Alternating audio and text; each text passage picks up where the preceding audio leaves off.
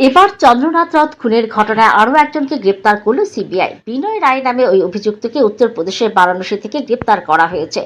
Transit রিমান্ডে কলকাতায় এনে বুধবার তাকে বারাসত আদালতে পেশ করা হয়। সিবিআই সূত্রে জানা গিয়েছে, বছর 40-এর বিনয় উত্তরপ্রদেশের গাজীপুরের বাসিন্দা।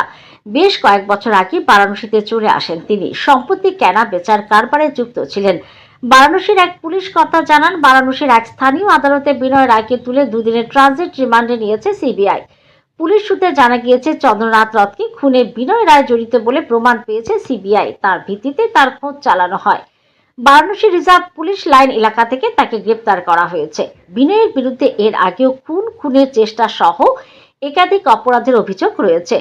আরও জিজ্ঞাসাবাদের জন্য তাকে কলকাতায় আনা হয়। প্রসঙ্গত, পশ্চিমবঙ্গে বিধানসভা নির্বাচনে বিজেপির জয়ের দুদিন পর গত 6 মে রাতে খুন হন শুভেন্দু অধিকারীর আত্মসহায়ক চন্দ্রনাথ রথ।